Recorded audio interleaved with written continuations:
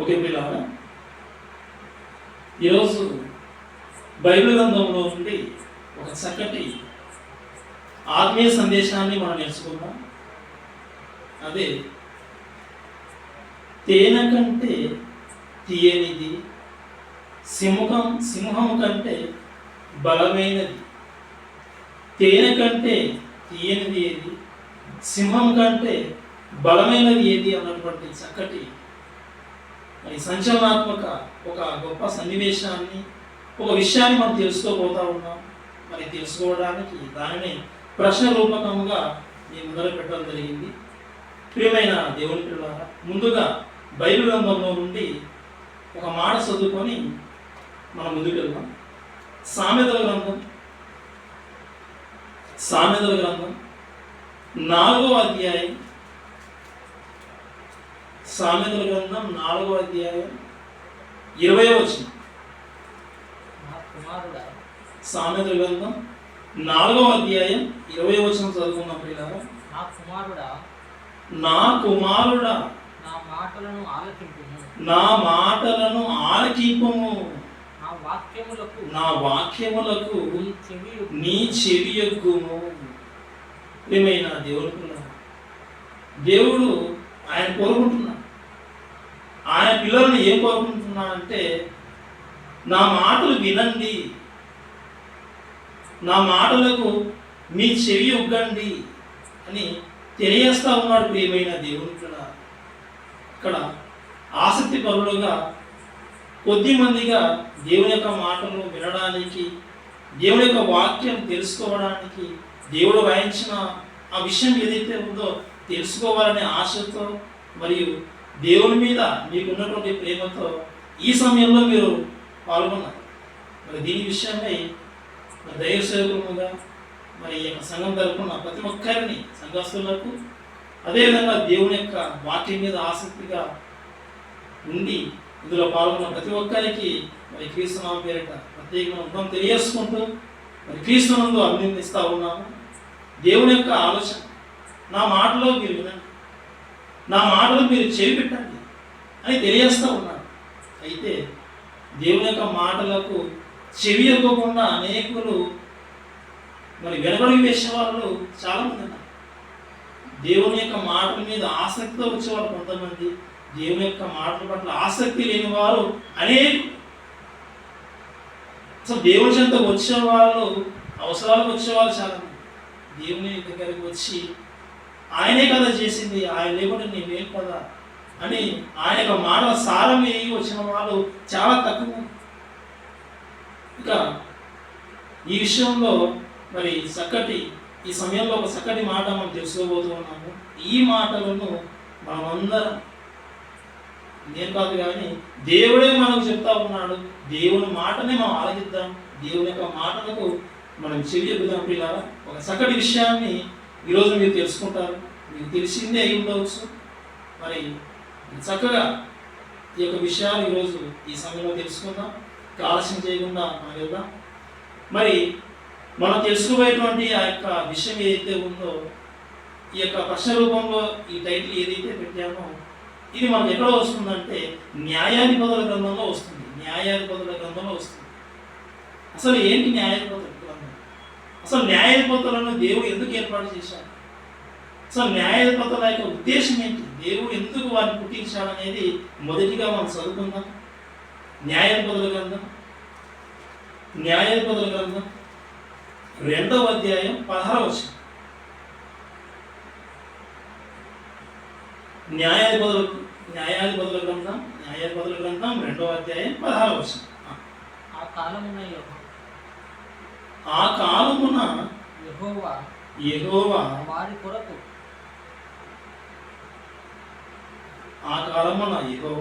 వారి కొరకు న్యాయాధిపతులను పుట్టించెను. వీరు దోచుకొని వారి చేతిలో నుండి ఇశ్రాయేలీయులను రక్షించిరి. ఇక్కడ దేవుడు వారి కొరకు న్యాయాధిపతులను పుట్టించాడట. ఎవరి కోసం?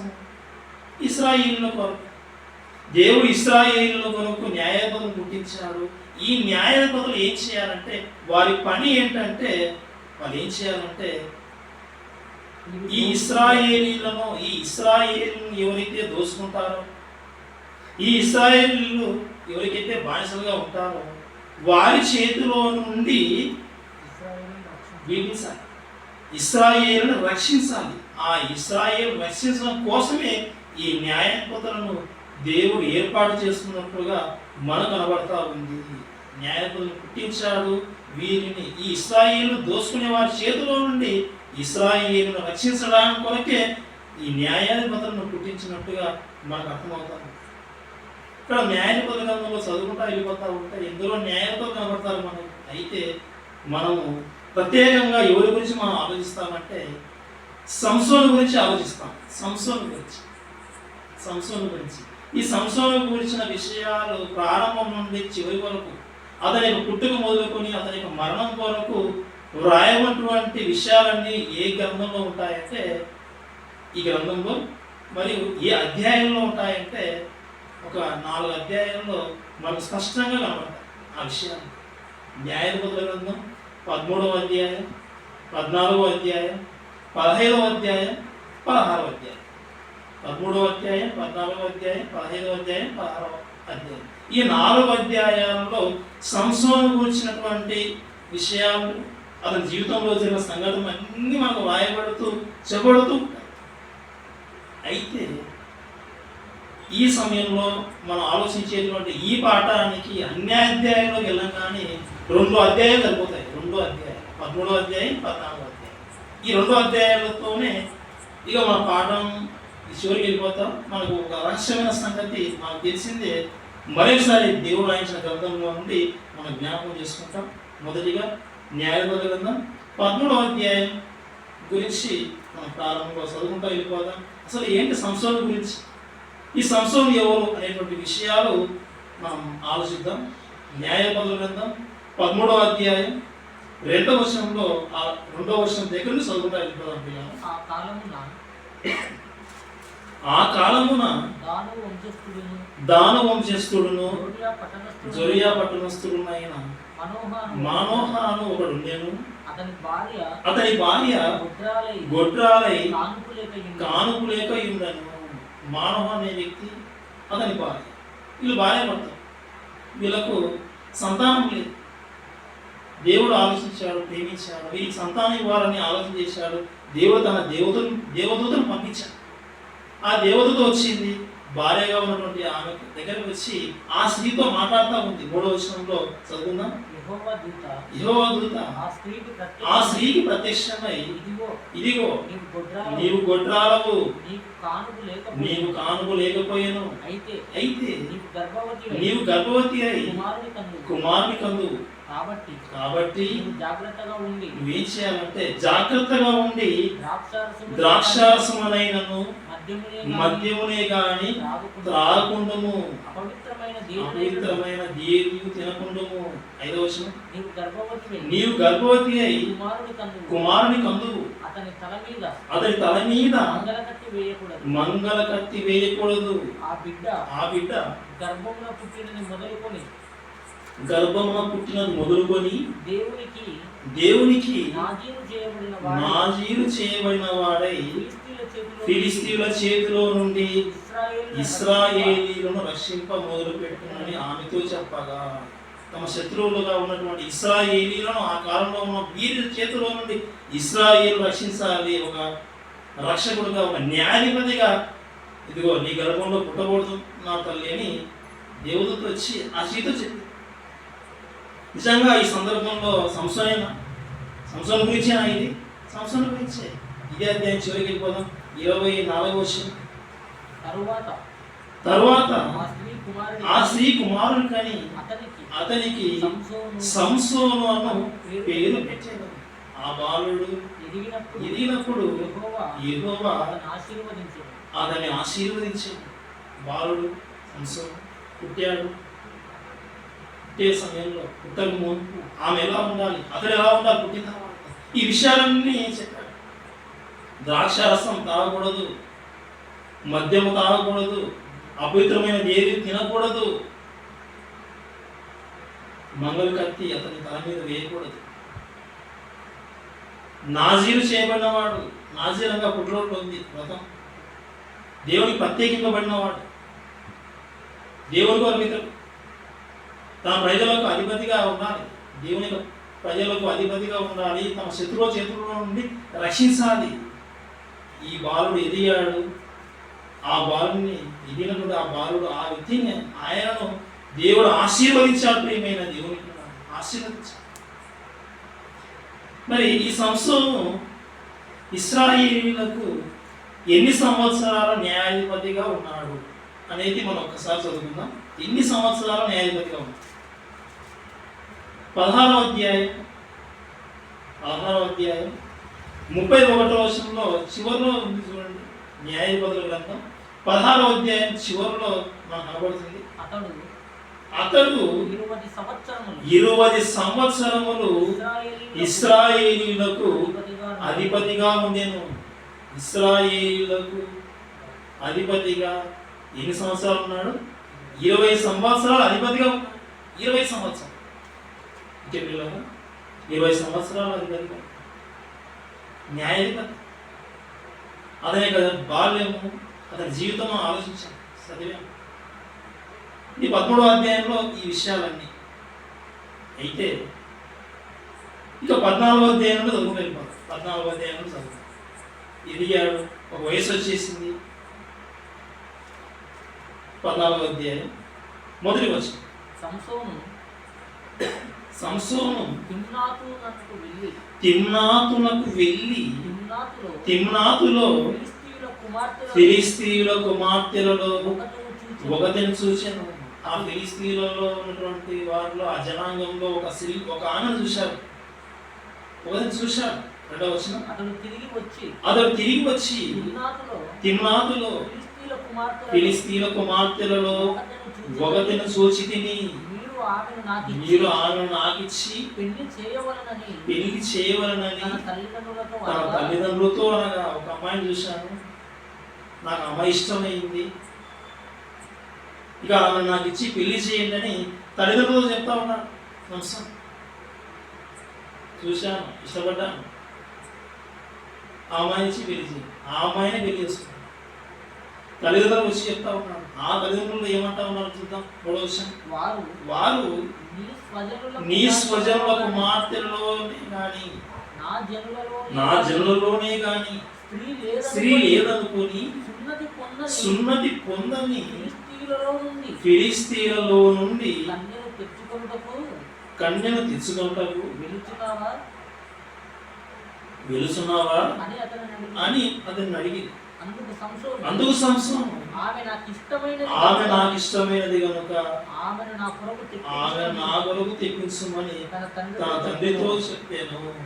ఆ అమ్మాయే కావాలి, ఆ అమ్మాయి లేకుండా నేను చేస్తాను, ఎలాగైనా అమ్మాయి తెప్పించు. వద్దురా బాబు, ఆ అమ్మాయి ఆ జనాంగానికి సంబంధించిన అమ్మాయి. మన జనాంగంలో, మన జనుల్లో ఎంతమంది లేరు ఇశ్రాయేలీయులలో? ఇక్కడ ఉన్నటువంటి ఒక స్త్రీలలో ఎవరైనా ఒక ఆమెను అడగచ్చు కదా, ఒక కన్యను. మేము తెస్తాం కదా, వివాహం చేస్తాం కదా. లేదు లేదు లేదు, అక్కడ ఉన్న నేను చూశాను, అక్కడ వెళ్ళాను, నేను చూశాను, ఆమె కావాలి. కాబట్టి ఫస్ట్ టైం ఫీల్ అయిపోయాను, ఆమె కావాలి, ఆమెనే ఇవ్వండి, ఆమెనే నా కోసం తీసుకురండి అని తండ్రితో చెప్పాను. వద్దు అని వాళ్ళు, ఆమె కావాలని ఇతరులు. ప్రేమైన దేవుని కూడా ఇక కొడుకు కోరిక, కొడుకు మనసు బాధ పెట్టకూడదని సరే అడిగినట్టుగా చేద్దామని బయలుదేరే ప్రయత్నం చేశాను. 5వ వచనం చదువుకున్న పిల్లగా. అప్పుడు సంసోను తన తల్లిదండ్రులతో కూడా తిమ్నాతునకు పోయి తిమ్నాతు ద్రాక్ష తోటల వరకు వచ్చినప్పుడు కొదమ సింహము అతని ఎదుటికి గొబ్బరించుతూ వచ్చాను. ఆ అమ్మాయిను అక్కడ ఉంది. అమ్మాయి కోసం ఈ తల్లిదండ్రులు వాళ్ళతో పాటు తను వెళ్ళాడు, బయలుదేరాడు. ఇలా వెళ్ళిపోయా తిమ్నాథ్కి వెళ్ళా. ఆ తిమ్నాథ్ ద్రాక్ష తోటల వరకు వచ్చినప్పుడు ఈ సంవత్సరం అక్కడికి వెళ్ళిపోయాడు. అక్కడ ఉన్నాడు సంవత్సరం. ఉన్నప్పుడు ఆ సమయంలో సంవత్సరం మీదకి ఏమొచ్చిందంటే ఒక జంతువు. ఏంటది? కొదమసింహం వచ్చింది. కొదమసింహం అతని ఎదుటికి వచ్చి అతని ఎదుటి బొబ్బరిస్తూ వచ్చింది. 6వ వచనం, యెహోవా ఆత్మ అతని ప్రేరేపింపగా అతని చేతిలో ఏమీ లేకపోయెను. ఒకడు మేకపిల్లను చీల్చున్నట్లు అతడు దాన్ని చీల్చెను. అతడు తాను చేసినది తన తండ్రితోనైనా తల్లితోనైనను చెప్పలేదు. ఆ అమ్మాయి వాళ్ళ ఊరికి బయలుదేరి వెళ్ళిపోయారు. ద్రాక్ష తోటలోకి వచ్చినప్పుడు కొదమసింహం దగ్గరికి వచ్చేసింది. ఆ సమయంలో వాళ్ళ తల్లిదండ్రులు ముందుకు వెళ్ళిపోయారో లేదో, వాళ్ళు వెళ్ళిన తర్వాత ద్రాక్ష తోటలోకి వచ్చారో, మొత్తానికి ఆ ద్రాక్ష తోట దగ్గర ఉన్నాడు. వాళ్ళ తల్లిదండ్రులు దూరంగా ఉన్నట్టుగా మనం కనపడతారు. కొదమసింహం మీదికి వచ్చేసింది. కొదమసింహాన్ని ఏం చేశాడంటే, ఇతని మీదికి వచ్చినప్పుడు ఆ కొదమసింహాన్ని చీల్చేశాడు. చేతిలో ఏ ఆయుధం లేకపోయినా సంహరించేశారు. ప్రియమైన దేవుని, ఈ సంగతి తల్లిదండ్రులు తెలియదు, చెప్పలేదు. వాళ్ళు దగ్గర ఉంటే వాళ్ళని చూసేవాళ్ళు. కొన్ని వాళ్ళు దూరంగా ఉన్నట్లయితే ఈ రహస్య విషయం కూడా చెప్పలేదు. వాళ్ళు కొదమసింహాన్ని చీల్చాడు, సింహాన్ని చంపాడు, ఈ సంగతి తల్లిదండ్రులతో చెప్పలేదు. ఇలా ఉంది. కొంతకాలం జరిగింది. 8వ వచనం దగ్గర చదువు. 8వ వచనం, కొంతకాలమైన తర్వాత అతడు ఆమెను తీసుకొని వచ్చుటకు తిరిగి వెలుచుండగా ఆ సింహపు కళేబరమును చూచుటకై ఆ వైపు తిరిగినప్పుడు సింహపు కళేబరములో తేనెటీగల గుంపును తేనీరు కనబడగా. ఒకప్పుడు ప్రారంభంలో వెళ్ళినప్పుడు ఒకసారి చూసి వచ్చాడు, మళ్ళీ తల్లిదండ్రులతో వెళ్ళాడు. కొదమసింహం ఎదురొచ్చిన మీద పడినప్పుడు చంపేశాడు. అది చచ్చి పక్కన పడిపోయింది. కొంతకాలమైన తర్వాత మళ్ళీ వచ్చేసారు ఆ మార్గంలోకి. అప్పటికే చంపేసినట్టు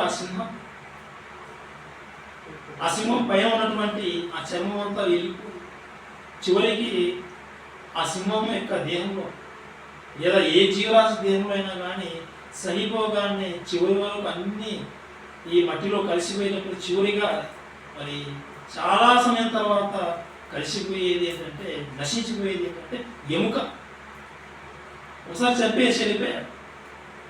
ఏ చోటైతే సింహాన్ని చంపేసి పడేశాడో ఆ చోటికి వచ్చి, ఇదిగో ఈ చోట నేను సింహాన్ని చంపాను కదా, పడేశాను కదా, అది ఎక్కడ ఉంది, ఆ స్థితి ఏంటి, ఎలా ఉందని అది గమనించడానికి ఆ సింహం యొక్క శవం దాని వైపు చూడాలని మనం చూసాం.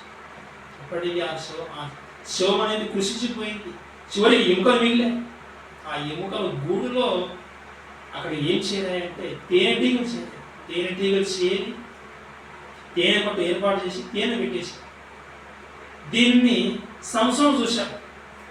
సంసోను చూసి ఆయన ఏం చేశాడు చూడండి. 9వ వచనం, అతడు ఆ తేనె చేత ఉంచుకొని తినుచు వెలుచు తన తల్లిదండ్రుల యొద్దకు వచ్చి వారికి కొంత ఇయ్యగా వారును తినిరి. ఆయన తిన్నాడు, సంసోను తిన్నాడు. ఇచ్చిన తర్వాత తల్లిదండ్రులు తిన్నాడు. అయితే తాను సింహపు కళేబరములో నుండి ఆ తేనెను తీసిన సంగతి వారికి తెలియలేదు. సింహాన్ని చంపాడు, సింహం చంపిన సంగతి చెప్పలేదు. కొంతకాలమైన తర్వాత మళ్ళీ ఆ మార్గంలో వెళ్ళిన తర్వాత సింహం కళేబరంలో ఉన్నటువంటి తేనె పట్టణం చూశాడు, తేనె తీసుకున్నాడు, తిన్నాడు. అలా తింటూ వెళ్ళి తల్లిదండ్రుల దగ్గరకు వచ్చి వాళ్ళకి ఇచ్చాడు, వాళ్ళు తిన్నారు. అప్పుడు విషయం చెప్పలేదు, సింహాన్ని చంపిన విషయం చెప్పలేదు. ఆ సింహం కళేబరంలో ఏర్పాటు చేయనటువంటి ఆ తేనె ఏదైతే తీసుకున్నాడు, తిన్నాడు. ఇది అక్కడనే తీసుకొని వచ్చాను. ఈ సంగతులన్నీ ఏవి సంసోను తల్లిదండ్రులతో చెప్పలేదు. ఏవి చెప్పలేదు తల్లిదండ్రులతో. ఇక తర్వాత సంగతులు ఏంటంటే, పెళ్లి కుమారుడుగా సంసోను విందు చేశాడు. 10వ వచనం చివరిలో ఉంటుంది చూడండి. 10వ వచనం చదువుదాం సరే. అంతటా అతని తండ్రి ఆ స్త్రీని చూడబోయినప్పుడు సంసోను విందు చేశాను. ఆ విందు ఏర్పాటు చేసినప్పుడు విందు కోసం వచ్చారు. ఆ సమయంలో కొంతమంది స్నేహితులను తీసుకుని వచ్చారు. వాళ్ళు ఎంతమంది అంటే 30 మంది. 11వ వచనం చదువుకుందాం.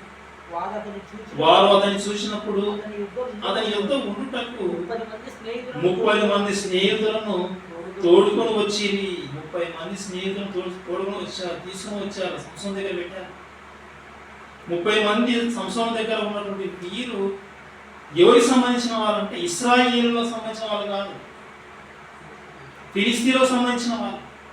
ఇది మనకు ఎలా అర్థమవుతుందంటే అక్కడ 16వ అధ్యాయంలో ఆ స్త్రీ మాట్లాడిన మాటను బట్టి మనకు అర్థమవుతుంది. క్షమించండి, 16వ వచనం. ఇదే 13వ అధ్యాయం న్యాయాధిపతుల గ్రంథం 13వ అధ్యాయం 16వ వచనంలో ఆ స్త్రీ మాట్లాడే మాటను బట్టి సంసోను దగ్గర ఉన్నటువంటి ఆ 30 మంది ఎవరనేది మనకు అర్థమవుతుంది. 13వ అధ్యాయం 16వ వచనంలో 3వ లైన్లో చూడండి. నీవు నా జనులకు ఒక విప్పుడు కథను వేసితివి. నీవు నా జనులకు ఒక విప్పుడు కథ వేసితివి. నువ్వు నా జనులకు, వీరు నా జనులు. సంసోను దగ్గర ఉన్నటువంటి వీరు 30 మంది స్నేహితులు తీసుకుని వచ్చారు కదా. ఇక్కడ వీళ్ళు ఎవరంటే ఆమె జనులు, ఫిలిస్తీన్లకు సంబంధించిన వాళ్ళు. సంసోను ఉన్నాడు, ఇశ్రాయేలీయుడు, న్యాయపతిగా ఉన్నాడు. అమ్మాయిను ఫిలిస్తీయురాలు, ఆమెను చేసుకోవాలని ఆశపడ్డాడు. తల్లిదండ్రులతో చెప్పాడు, పదాన్ని తీసుకెళ్లారు. కనబడినప్పుడు సింహాన్ని చంపాడు. తర్వాత సంగతి చెప్పలేదు. మళ్ళా కొంతకాలం తర్వాత వెళ్ళారు. ఆ తేనెటీగల గుంపు అనేది ఆ సింహం కళయాపురంలో తేనె పెట్టేసింది. ఆ తేనె తీసుకున్నాడు, తిన్నాడు, తల్లిదండ్రులకు ఇచ్చాడు. అప్పుడు చెప్పలేదు. తర్వాత విందు చేశారు. ఆ విందు సమయంలో సంసోను దగ్గర ఎవరున్నారంటే 30 మంది పెట్టేశారు. వాళ్ళు తీసుకుని వచ్చారు.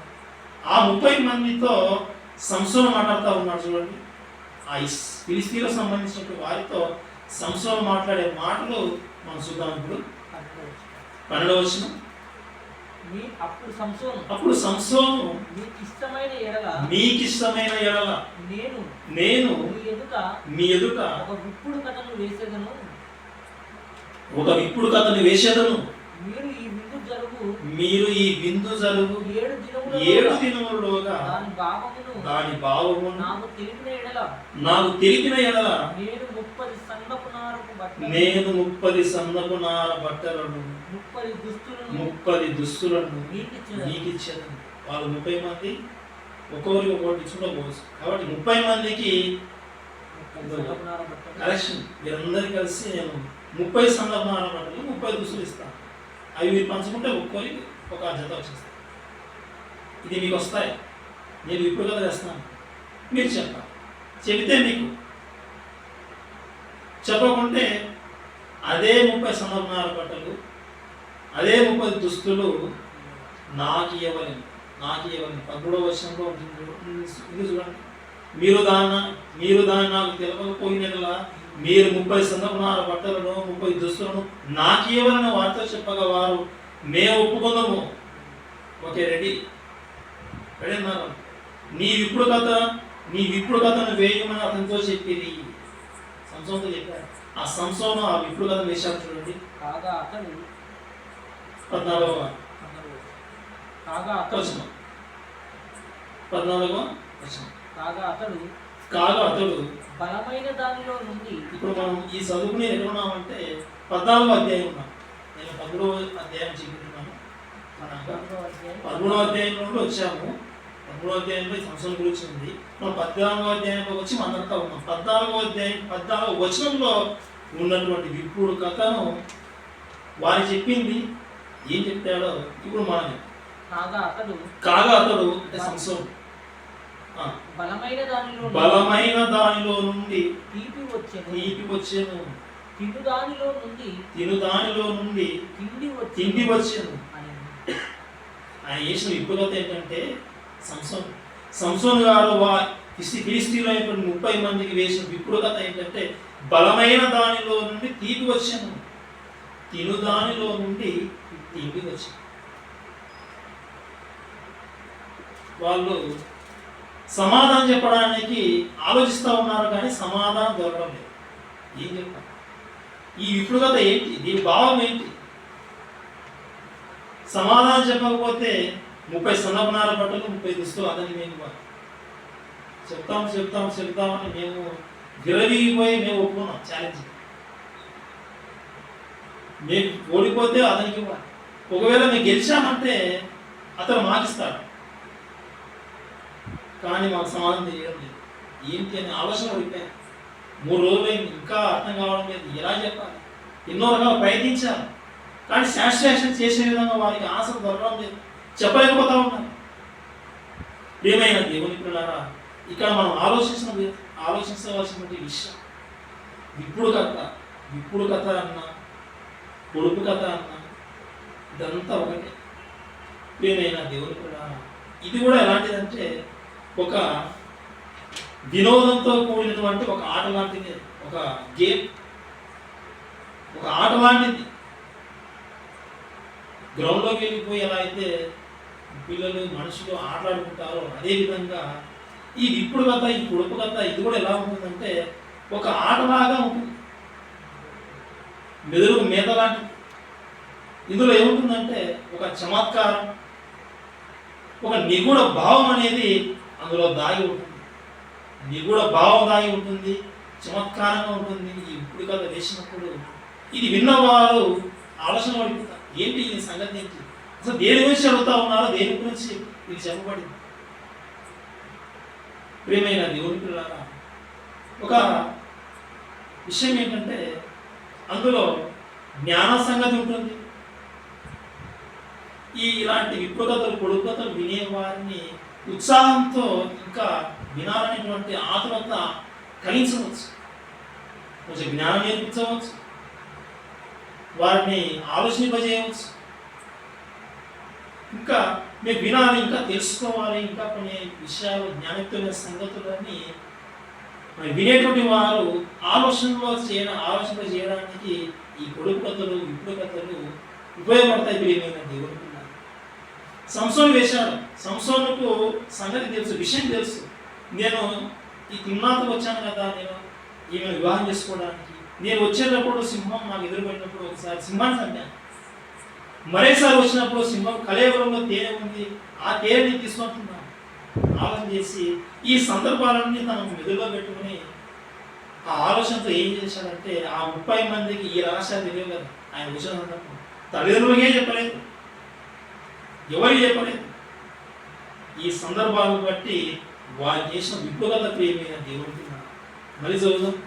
న్యాయాధిపతుల గ్రంథం 14వ అధ్యాయం 14వ వర్షంలో ఉన్నటువంటి ఆ విప్లవతను మళ్ళీ ఒకసారి చదువుదాం. బలమైన దానిలో నుండి తీపి వచ్చాను, తిరు దానిలో నుండి తిండి వచ్చాను. వాళ్ళు చెప్పలేకపోతా ఉన్నారు. ఇక ఓడిపోతామని ఆలోచనలో వచ్చేసి ఎలాగైనా సరే రహస్యం తెలుసుకోవాలి, కుయుక్తిగా అయినా సరే ఎలాగైనా సమాధానం పట్టుకోవాలి, సమాధానం తెలుసుకోవాలి, సమాధానం చెప్పాలి. లేకుంటే మేము దుస్తుడికి వాసన వస్తాం, మేము ఓడిపోయినట్టు తర్వాత తీసుకోవాల్సిన పరిస్థితి వస్తుంది. ఒక ఆలోచన చేసి వివాహం చేసుకోబోతున్నాడు కదా, భార్య ఉంది కదా, భార్యని 6వ వర్షంలో ప్రారంభం చూడండి. కాబట్టి సంసోను భార్య, ఈ సంసోను భార్య ఈమెతో మాట్లాడేవారు. అమ్మా, నువ్వు ఏం చేయాలి మాకు తెలియదు, నువ్వు లాలిస్తావో, నువ్వు భుజగించి ఏదైనా రిక్వెస్ట్ పెట్టుకొని నువ్వు అడుగుతావో, నువ్వు ఏం చేయాలంటే ఆ విప్పుడు కథ భావం నువ్వు తెలుసుకొని మాకు చెప్పాలి. ఒకవేళ చెప్పలేదో మేము నిన్ను నీ ఇంటి వారిని అగ్నితో కాల్చేస్తాం. మీరేంటి ఈ ప్లాన్ ఏంటి? మీరు ఆయన విప్పుడు కథ చెప్పారు, దాని భావం మాకు తెలియదు. మీ భార్య భర్తలు ఏంటి విందుకు పిలిచి ఈ విందులో మేముంటే మాకు విప్పుడు కథ వేసి మేము ఓడిపోయేటట్టుగా, మా దగ్గర ఉన్నవి మీకు అన్నీ వచ్చేటట్టుగా, మమ్మల్ని ఏమైనా మోసం చేయడం కోసమా, మా ఆస్తులు కార్యడం కోసం మీరు ప్లాన్ చేస్తా ఉన్నారు ఏంటమ్మా?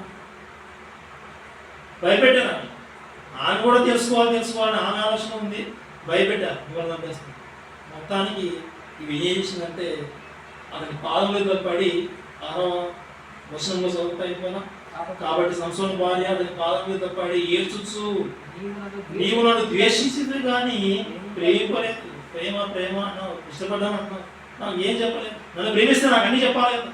ఇప్పుడు కదా అని చెప్పావు, దాని భావం నాకు చెప్పని అడిగింది. నీవు నా జనులకు ఇప్పుడు కదా వేసింది, దాన్ని నాకు తెలుపలేదు అని అడవగా అతను అంటున్నాడు, నేను నా తల్లిదండ్రులకైనా దాన్ని తెలుపలేదు, నీకు తెలుపుతున్నా. నన్ను కని పెంచిన నా తల్లిదండ్రులు వాళ్ళకే నేను చెప్పలేదు. ఇప్పుడు వచ్చావు భాగస్వామి అయితే ఉన్నావు, బిందులో ఉన్నావు, ఇప్పుడు కథ చేశాను, నీకు చెప్తానా. అయినప్పుడు ఆమె వారి బిందు దినములు ఏడించాను అతనితో ఏడ్చుతూ వచ్చింది. ఏడ్చుతూ వస్తుంది. చివరి రోజు 7 దినములు టైం ఇచ్చాను. 7వ దినము 10వ వచ్చింది. 7వ దినమున ఆమె అతన్ని తొందర పెట్టినందున అతడు ఆమెకు దాన్ని తెలియజేయక తొందర పెట్టేసరికి అతడు తెలియజేసి ఆమె ఏం చేసింది, ఆమె తన జనులకు ఆ విప్పుడు కథను తెలిపాను. ఈ వెళ్ళి పలుకుతాడు. ఆ 30 మంది వచ్చారు. ఇంకా తర్వాత ఇంకా సపోర్టింగ్ ఉంటారు కదా.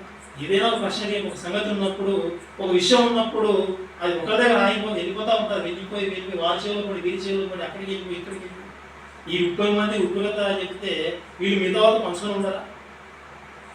రాసిన చెప్పావు బాబు, ఎవరు ఓడిపోతాను వాళ్ళకి వాళ్ళు ఉంటారు. ఎవరు చెప్పలేకపోతామన్నా వీళ్ళు చెప్పలేకపోతాం. భార్యని అడిగారు, చెప్పు అడిగినపోతుంది మాకు చెప్పలేదా, మీరు ఉన్నారో మీ ఇంటి వాళ్ళు ఉన్నారు. రాష్ట్రంగా వెళ్ళి అడిగిన తర్వాత చెప్పాడు. చెప్పిన సంగతి ఈమె వెళ్ళి వార్తలు చెప్పించారు. అప్పుడు వాళ్ళు ఏదో సమాధానం చేస్తున్నట్టుగా ధైర్యంగా వచ్చి మాట్లాడుతూ ఉన్నారు. 18వ వచనం 7వ దినమున సూర్యుడు అస్తమింపక మునుపు ఆ ఊరి తేనె కంటే తీపైనదేది, సింహం కంటే బలమైనదేది అని అతనితో అడవగా ప్రియమైన దేవుడి కూడా 18వ వచనంలో ఒక సంగతి అంటే సమాధానం చెప్పడానికి వచ్చారు. 18వ వచనం మాట్లాడుతూ ఉన్నారు. సంసోను వేసిన విప్పుడుగత ఎన్నో వచనం? 14వ వచనం. సంసోను వేసిన విప్పుడుగత 14వ అధ్యాయం 14 న్యాయాధిపతుల గ్రంథం 14వ అధ్యాయం 14వ వచనం విప్పుడుగత సులభంగా గుర్తుంటారు. విప్పుడుగత ఎక్కడ ఉందంటే న్యాయాధిపతుల గ్రంథం 14వ అధ్యాయం 14వ వచనం 14 సులువుగా గుర్తుంటారు. ఇక్కడ విప్పుడుగత వేసినప్పుడు దాని భావం వాళ్ళు చెప్తా ఉన్నారు. ఏ వచనం చెప్తా ఉన్నారంటే 18వ వచనం. ఈ 18వ వచనంలో వీళ్ళు సమాధానం చెప్తా ఉన్నారు, కానీ ఎలా చెప్తా ఉన్నారంటే ప్రశ్న రూపంగా చెప్తా ఉన్నారు. ఆ 18వ వచనంలో చెప్పేది ఎలా ఉందంటే ప్రశ్న రూపంలో ఉన్నాయి, ప్రశ్న గుర్తులు ఉన్నాయి. తేనె కంటే తీపైనది ఏది, సింహం కంటే బలమైనది ఏది. దేశం విప్పుడుగత ఏంటంటే బలమైన దానిలో నుండి తీపి వచ్చాను, తిను దానిలో నుండి తిండి వచ్చాను. సంసోను, అప్పుడు నువ్వు సింహాన్ని చంపావు కదా, బలమైన సింహం నీ ముందుకు వచ్చింది. అప్పుడు తేనె తిన్నావు కదా, తీయగా ఉంది కదా. ఈ మనసులో పెట్టుకొని తిను దానిలోని తీపి వచ్చాను, బలమైన దానిలోని తీపి వచ్చాను, తిను దానిలో నుండి తిండి వచ్చాను. బలమైనది సింహం, అది చచ్చిన తర్వాత దాని కళేబరంలో అక్కడ తేనె ఉంటే తీసుకున్నావు కదా, తిన్నావు కదా, తీపి. తిను దాని నుండి తిండి వచ్చాను. అసలు సింహాన్ని ఎదురుపడితే చంపేస్తారు, తింటారు. అసలు తినేదాని అదే చనిపోయింది, దాని దగ్గర నుండే వచ్చాను. తీపి అది తేనె, అదే ఒక తిండి. ఈ రహస్యం తీసుకొని వచ్చి ఇలా చెప్పారు. సమాధానం చెప్తా ఉన్నారు, కానీ ఈ సమాధానం ఎలా చెప్తా ఉన్నారంటే ఏదో మేము ఆ సమాధానం అనుకున్నాం అన్నట్టుగా. తేనె కంటే తీపి ఏది, సింహం కంటే బలమైనది ఏది. తీపి తేనె కంటే తేనె తీపి అయినది, సింహం బలమైనది అని సంసోను అడిగినటువంటి ఆ విప్పుడుకథకు భావాన్ని వీళ్ళు చెబుతూ ప్రశ్న రూపంలో చెప్పేశారు. సంసోను ఒప్పుకున్నాడు, కనుక్కున్నారు. తీయనైనది, బలమైన దానిలోని తీపి వచ్చాను, తీపి అది తేనె. తిను దానిలోని తిండి వచ్చాను, అసలు తినేది ఏది, బలమైనది ఏది, సింహం. మీరు పసిగట్టారు చెప్పారు. అయినా మీరు కనుక్కున్న సమాధానం కూడా ఇది మీ సొంతంగా మీరు కనుక్కున్నది కాదు. నేను నా భార్యకి చెబితే ఆమె దగ్గర సమాధానాన్ని దొంగిలించి మీరు వచ్చి నాకు చెప్తా ఉన్నారని సంసోను తర్వాత అన్నాడు చూడండి 18వ వచనంలోని తర్వాత, నా దూడతో దున్నకపోయిన ఎడల నా విప్పుడు కథను విప్పలేక ఎందురని వారితో చెప్పాను. అంటే నా వారికి చెప్తే విన్నారు, ఆ వినసన నాకు చెప్పారు. ఇలా అంటున్నారు మీ సమాధానం. మీ సొంత తెలివి కాదు, మీ సొంతంగా చెప్పి మీరు కనుక్కొని చెప్పిన సమాధానం కాదు. సరే మీరు కనుక్కున్నారు కాబట్టి ఎలాగైనా సరే నేను మాట తప్పకుండా 30 సన్నమనార వస్త్రంలో 30 దుస్తులు మీకు ఇస్తానని అన్నట్టుగా వారికి ఇచ్చేశారు. ప్రియమైన దేవుడు, సంసోను చెప్పేటువంటి ఇప్పుడు కథకు వాళ్ళు ఏం చేశారు? సమాధానం చెప్పారు. చెప్పిన సమాధానం ఎలా ఉందంటే ప్రశ్న రూపకంగా చెప్పేశారు. తేనె కంటే తీపైంది ఏది, సింహం అంటే బలమైంది ఏది అని అలా చెప్పేశారు. ప్రశ్న రూపకంగా మిగిలిపోయారు. సంసోను చెప్పిన దానికి వాళ్ళు చెప్పడంతో సరిపోయింది. సమాధానం సరే చెప్పేశారని సంసోను ఒప్పుకున్నాడు, వారికి వస్త్రం ఇచ్చేశారు. అయితే ఇప్పుడు మనం ఏం చేస్తా ఉన్నామంటే మన టైటిల్ కూడా ఏంటంటే తేనె కంటే తీపైనది, సింహం కంటే బలమైనది. ఇక్కడ నుండి మనం ఇంకా వెళ్తా ఉన్నాం. ఆ రోజు సంసోను వేసిన విప్పుడు కథకు భావం ఆ రోజు వాళ్ళు చెప్పేశారు. చెప్పింది ప్రశ్న రూపంగా చెప్పేశారు. ప్రియమైన దేవుని మనం ఇంకా ఆలోచిస్తా ఉన్నాం. ప్రశ్న రూపంగా ఉంది, అది ప్రశ్న రూపంలో ఉంది కాబట్టి దాన్ని మళ్ళీ మనం చదువుకుంటా ఉన్నాం. తేనె కంటే తీపి ఏంటి ఏది, సింహం కంటే బలమైంది ఏది? తేనె కంటే తీపి లేదా, సింహం కంటే బలమైంది లేదా? ఇది మనం ఇప్పుడు ఆలోచిస్తా ఉన్నాం. ప్రియమైన దేవుడు, నిజంగా ఇప్పుడు కథలు మన జీవితంలో కూడా మనం ఎన్నో విని ఉంటాం. ఇప్పుడు కథలు ఎన్నో విని ఉంటాం. ఆ రోజు చేసిన ఇప్పుడు కథకు వాళ్ళు ఆందోళన చేసి చెప్పలేకపోయారు. తర్వాత కనుక్కున్నారు. మనం కూడా ఇప్పుడు కథ వేసామంటే, నిగూఢమైన భావంతో వేసామంటే మనం కూడా కొన్ని చెప్తాం, కొన్ని చెప్పలేం. ఒక 2 లేదా 3 ఇప్పుడు కథలో మీకు జ్ఞాపకం చేయాలనుకుంటున్నాను. మీరు కూడా మరి ఆలోచనాత్మకంగా ఇది ఆలోచిస్తాను. సమాధానం కూడా నేనే జ్ఞాపకం చేస్తాను. కొన్ని ఇప్పుడు కథలు. నీటితో పంట కానీ చెట్టుకు ఆకులు ఉన్నట్లుగా ఆకులు ఉంటావు. నీటితో పంట ఆకులేని పంట. అని చెప్తాను, నీటితో పంట ఆకులేని పంట. అది ఏదో కాదు, సముద్రం నుండి తీసేటువంటి ఉప్పు. సముద్రం నీరు నుండి ఉప్పు వస్తుంది. ఓకే, నెక్స్ట్, ప్రాణము లేని 1000 కళ్ళ జంతువు. 1000 కళ్ళు, ప్రాణము లేని 1000 కళ్ళ జంతువు. ఇందులో నిగూఢ భావం ఆలోచిస్తే దేని గురించి చెప్పబడిందంటే వల. చేపలు పట్టడానికి జాల తీసుకెళ్తారు, వల తీసుకెళ్తారు కదా. ఆ వల ఇలా చూస్తానే అన్ని రంధ్రాలు కనపడతా ఉంటాయి. ఆ వల గురించి చెప్పడానికి ఒక పొడుపు కథ రూపంలో ప్రాణము లేని జీవి 1000 కళ్ళ జంతువు అన్నట్టుగా మనకు ఇక్కడ ఇప్పుడు కథను మనం జ్ఞాపకం చేసుకోవచ్చు. ఇంకా ఆలోచిస్తే మరి చదువుకున్నప్పుడు పిల్లలుగా ఉన్నప్పుడు ఆ పిల్లల పాఠ్య పుస్తకాల్లో ఉన్నటువంటి చాలా ఉంటాయి. అందులో ఒకటి, అడవిలో పుట్టింది, అడవిలో పెరిగింది, మా ఇంటికి వచ్చింది, తైతక్కలాడింది. అదేంటో మీకు అందరికీ తెలుసు. ఏంటో కాదు, మరి అడవిలో నుండి మరి కర్రను సేకరించడం, ఆ కర్రను ఒక మజ్జిగ కవంగా తయారు చేస్తే అది ఇంట్లో మరి మజ్జిగ అది పెరుగు మీద అయితే మరి చిలకడానికి ఉపయోగిస్తారు కదా, మజ్జిగ తయారు చేయడానికి. అప్పుడు కవ్వంలో ఉపయోగిస్తారు. పూర్వకాలంలో ఎక్కువగా ఉంటాయి, ఇప్పుడు కూడా ఉంటాయి, రేరుగా. ప్రియమైన దేవుడు, అడవిలో పుట్టింది, అడవిలో పెరిగింది, మా ఇంటికి వచ్చింది, తైతక్కలాడింది. అంటే ఒక కవం గురించి చెప్పినటువంటి ఒక పొడుపు. ఇంకా ఆలోచిస్తే కొన్ని, భోజనం కాని భోజనం, క్షమించండి, జనం కాని జనం. ఏంటి? భోజనం. జనం కాని జనమే కానీ అది ఏంటో కాదు, భోజనం.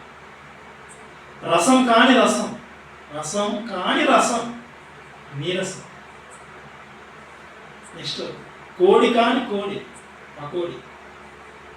పాలు కాని పాలు, కోపాలు. మాట కాని మాట, టమాటా.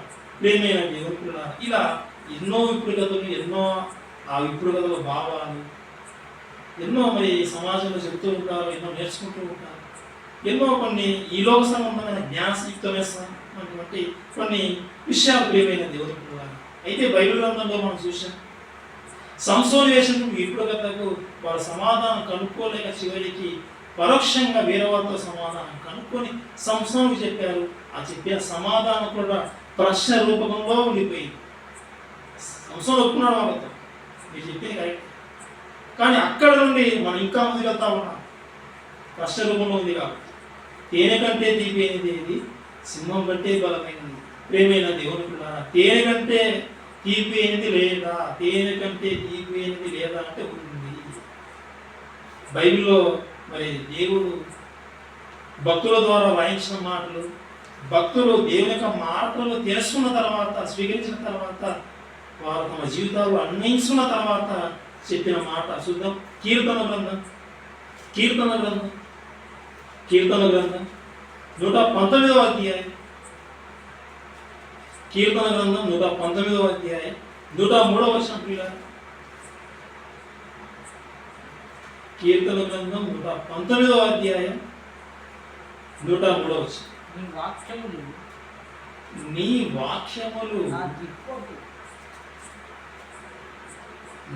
వాక్యములు నా జిహ్వకు ఎంతో మధురములు, అవి నా నోటికి ఎలా ఉన్నాయంటే తేనె కంటే తీపిగా ఉన్నవి. భక్తులకు అర్థమైపోయింది, దేవా నీ వాక్యములు, నీ మాటలు ఏవైతే ఉన్నాయో అవి నా జిహ్వకు ఎంతో మధురం. లోకంలో ఉన్నటువంటి ఎన్నో ఆహార పదార్థాలు, శాకాహారం, మాంసాహారం ఎన్నో తింటా ఉన్నాం, ఎన్నో రుచులు ఎన్నో అనుభవిస్తూ ఉన్నాం. అయితే నీ వాక్యం, నీ మాటలు ఏవైతే ఉన్నాయో అవి నా నోటికి, నా జిహ్వకు ఎంతో మధురములు. నా నోటికి ఎలా ఉన్నాయంటే నీ మాటలు తేనె కంటే తీపిగా ఉన్నది. తేనె కంటే తీపి ఏంటి? అక్కడ వాళ్ళు అడిగిన దానికి మన ఇక్కడికి ఇంకా ముందుకు ఎక్స్టెన్షన్ చేసుకుంటూ వచ్చి తేనె కంటే తీపి అయినది ఏది? ఇంకా ఇక్కడ మనం చదువుకున్నమాట కీర్తన గ్రంథం 19వ అధ్యాయం 3వ వచనంలో ఉన్నటువంటి మాట ప్రకారం చూస్తే తేనె కంటే తీపి అయినది దేవుని మాటగా మనకు అర్థమవుతా ఉంది. ప్రియమైనది, నిజమే, దేవుని యొక్క మాట తేనె కంటే తీపి అయినది, మధురమైనది. తేనె కంటేనో, జుంటి తేనె దాని కంటేనో దేవుని యొక్క మాట మధురమైనది. ప్రియమైన దేవుడు, ఇంకా ఒక సందర్భంలో భక్తులు చెప్తారు, తండ్రి ప్రభు మెదడు దొరికినట్లుగా ఈ వాక్యం నాకు అలా అనిపిస్తూ ఉంది, నాకు దొరికిందని భక్తులు జ్ఞాపకం చేస్తారు. మనం ఎన్ని చదివాం, భక్తులకు అర్థమైపోయింది, మనకు ఎంతవరకు అర్థమైంది. నిజంగా తేనె కంటే తీపి దేవుని మాట, దీన్ని స్వీకరించాలి, తీసుకోవాలి. ఎంత ఆశగా ఉన్నాము, ఎంత ఆశగా దేవుని మాట వినడానికి మనం ప్రయాసపడి వస్తూ ఉన్నాం. Honey is the best. Honey is the best అంటావు, హనీ కంటే బెస్ట్. దేవుని యొక్క మాట, వర్డ్ ఆఫ్ గాడ్, దేవుని యొక్క వాక్యము తేనె కంటే మధురమైన ప్రియమైన దేవుడు. ఇక సింహం కంటే బలమైనది, సింహం కంటే బలమైనది. సింహమే బలం అంటే సింహాన్ని సంసోనం చేశాడు. సింహం కంటే, అన్నిటికంటే, ఈ లోకంలో ఉన్న వాటి అన్నిటికంటే బలమైనది ఏంటి? ఈ సృష్టి ఎలా కలిగింది చూద్దాం. హెబ్రీయులకు రాసిన పత్రిక, అపోస్తలుడైన పౌలు హెబ్రీయులకు రాసిన పత్రిక 11వ అధ్యాయం 2వ వచనం. ప్రపంచములు దేవుని వాక్యం వలన నిర్మాణమైనవనియు. ప్రపంచములు దేవుని వాక్యం వలన నిర్మాణమయ్యను. ప్రపంచములు దేవుని మాట వలన నిర్మాణమయ్యను. దేవుని మాట వలన నిర్మాణమయ్యాయి. దేవుని యొక్క మాట, ఈ మాట గురించి ఇంకా ఏం చెప్పాడో 4వ అధ్యాయం వెళ్ళిపోదాం. హెబ్రీయులకు రాసిన పత్రిక, అక్కడే అదే పుస్తకంలోని హెబ్రీయులకు రాసిన పత్రిక 4వ అధ్యాయం 12వ వచనం. ఎందుకనగా దేవుని వాక్యం సజీవము గలదై, రెండంచులు గల ఎటువంటి ఖడ్గము కంటేను వాడిగా ఉండి ప్రాణాత్మలను కీలను మూలుగను మూలుగును విభజించినంత మట్టుకు దూరుచు హృదయం యొక్క తలంపులను ఆలోచనలను శోధించుచున్నది. దేవుని యొక్క వాక్యం సజీవమై బలము గలది. దేవుని వాక్యం బలము గలది. దేవుని వాక్యం వల్ల ప్రపంచం నిర్మాణం అయ్యాను. దేవుని వాక్యం బలమైనది. ఒక మనిషికి అతని యొక్క అంత భాగాల్లోకి వెళ్ళి ప్రియమైన దేవుని ఏదో ఒక వాక్యమే, బలమైన వాక్యమే.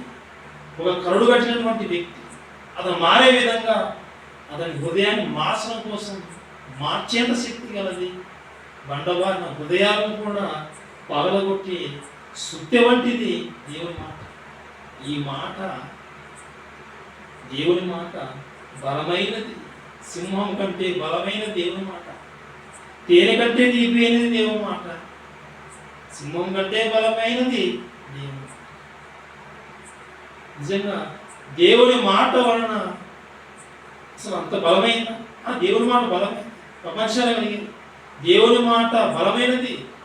కీళ్లను విధించినంత మట్టుకు, ప్రాణాత్మను విధించినంత మట్టుకు దూరుస్తుంది. మనిషి యొక్క అంతరాల్లో వెళ్ళిపోతుంది. చూద్దాం దేవుని యొక్క మాటకు ఒక సందర్భం జ్ఞాపకం చేస్తాను. ఎంత బలమైనది, ఎంత శక్తి కలిగి దేవుని మాట అనడానికి మత్తయి సువార్త 8వ అధ్యాయంలో ఒక సందర్భం పడతారు. ఒక సందర్భం ఉంటుంది. ఆ సందర్భంలో ఒక శతాధిపతి తన దాసుడు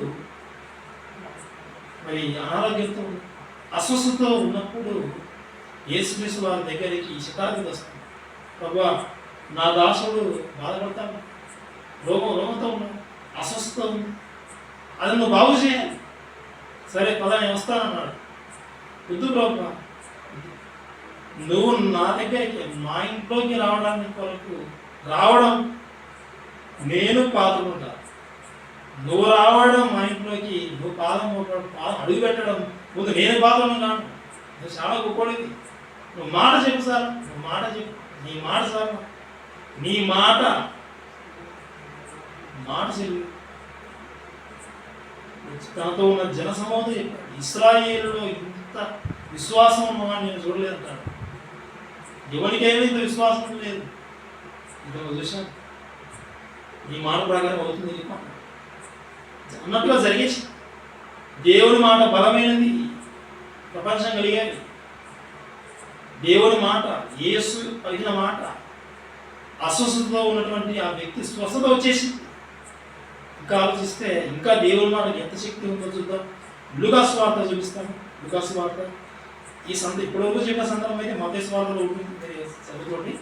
ఇప్పుడు లూకా సువార్తలో జ్ఞాపకం చేస్తున్నాను. దేవుని మాట వల్ల జరిగినటువంటి ఒక గొప్ప కార్యక్రమం, ఒక అద్భుతం మనం చూద్దాం. లూకా సువార్త 7వ అధ్యాయం 15వ వచనం. ఇక్కడ యేసుక్రీస్తు వారు ఒక గ్రామంలోకి వెళ్ళిపోతూ ఉంటాడు. ఆ గ్రామం ఏంటంటే నాయిన్. అదే కదా, లూకా సువార్త 7వ అధ్యాయం 15వ వచనంలో 11వ వచనం కనబడుతుంది. 11వ వచనం కనబడుతుంది. ఆ ఊరి పేరు. యేసుక్రీస్తు వారు నాయనను ఊరికి వెళ్తాడు. ఆ ఊరికి వెళ్ళినప్పుడు ఆయన వెళ్ళేటప్పుడు ఆయనతో పాటు శిష్యులు ఉంటారు, జనసమూహం ఉంటారు.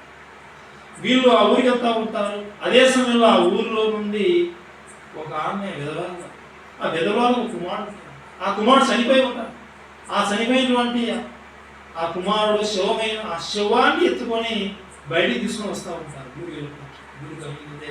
వచ్చినప్పుడు అక్కడ బయటకు వచ్చేవాళ్ళు, ఇక్కడ వీళ్ళు వెళ్ళేవారు, మొత్తాన్ని ఎదురుపడ్డారు. ఆ సమయంలో యేసుక్రీస్తు ప్రభు ఆమెను చూసి ఆమె ఎందు కనకరపడి ఏడవద్దని చెప్పి ఆమెతో చెప్పి దగ్గరకు వచ్చి పాడిని ముట్టగా మోయిస్తున్న వారు నిలిచి, మోసుకు పోయే వాళ్ళు పాడిని మోసుకుంటే ముట్టాడు. ఆగిన తర్వాత ఏం చేశారు? ఆయన 14వ వచనం, ఆయన చిన్నవాడ లెమ్మని నీతో చెప్పుచున్నానగా 15వ వచనం.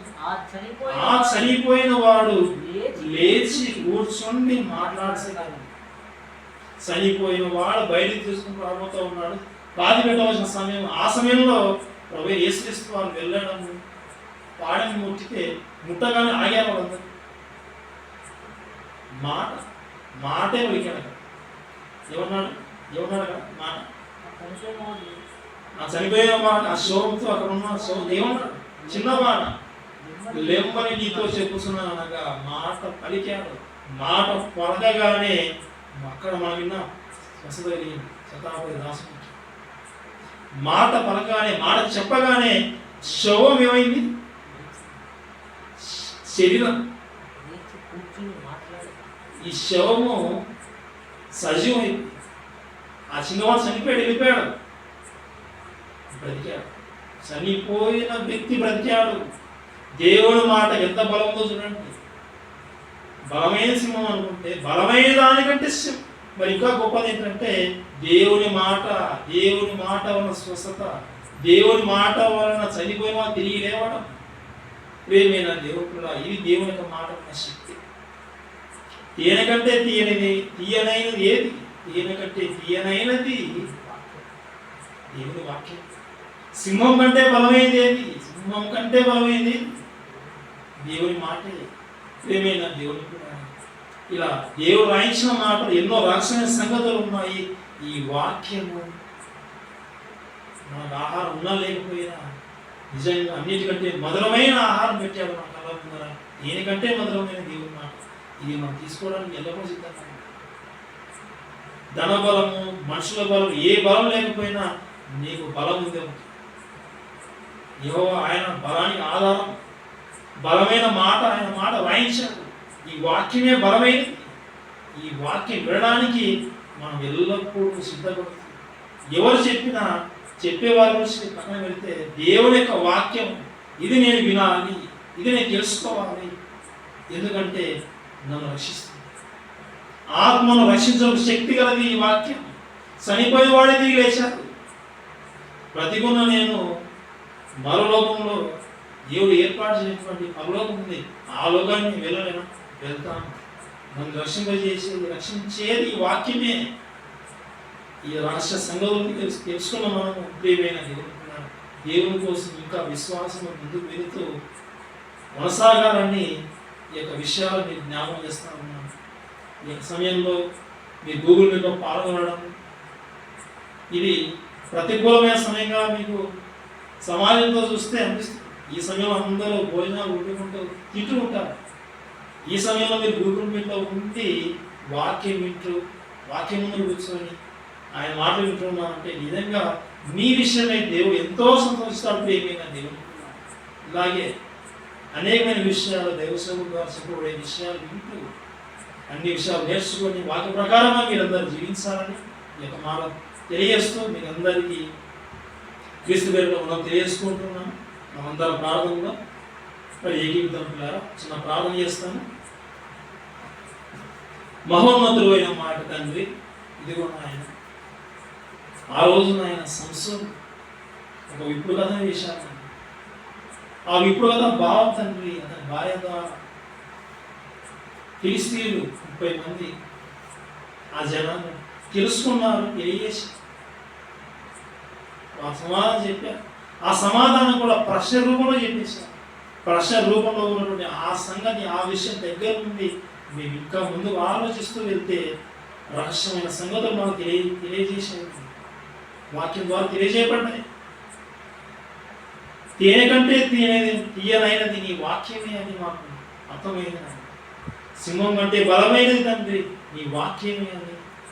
ఈ వాక్యమే ప్రపంచాన్ని నిర్మించిందని, ఈ వాక్యమే చనిపోయే వారు తిరిగి లేకుందని, మరి అస్వస్థతో ఉన్న వారిని తండ్రి సైతం స్వస్థత చేసిందని, నీ వాక్యం ఎంతో బలమైందని, అది మా జీవితంలో ఎంతో మధురమైనదని ఈ విషయాలు తెలుసుకున్న మేము తండ్రి వాక్యం కోసం వాక్యం నిమిత్తం మీరు చెప్పే విషయం ఎల్లప్పుడూ తండ్రి వినడానికి మా చెవి ఎక్కుతూ మీరు ఎల్లప్పుడూ విధేయమైపోయి ఆయన మనిషి వైపు చూడకుండా నీ యొక్క వాక్యం వైపే చూస్తూ విశ్వాసం కంటే యేసు వైపే చూస్తూ ఆయన జీవితాన్ని జ్ఞాపకం చేసుకుంటూ ఈ విశ్వాసం జీవితంలో ఈ పోరాటంలో తండ్రి ఎన్ని కష్టాలు ఎన్ని బాధలు ఎన్ని నష్టాలు ఉన్నారని ఈ లోకం అశాశ్వతమని శాశ్వతమైన లోకం ఉందని దానికోసమే మీ ఓపికతో పరుగు బంధంలో మా ముందర వచ్చిన పరుగు బంధంలో పరలోకపు ప్రయాణంలో తండ్రి మమ్మల్ని బలపరచమని ఈ వాక్యం చేత మమ్మల్ని నడిపించండి. ఈ సమయంలో నాయన గూగుల్ మీట్లో పాల్గొన్నటువంటి మీ పిల్లల యొక్క మనస్సులను మీరు తృప్తిపరిచారని మేము విశ్వసిస్తూ ఈ ప్రార్థన మీ ప్రేమవాడు మా రక్షకుడు యేసుక్రీస్తు ద్వారా అడిగి వేడుకొనుచున్నాం తండ్రి. ఆమేన్.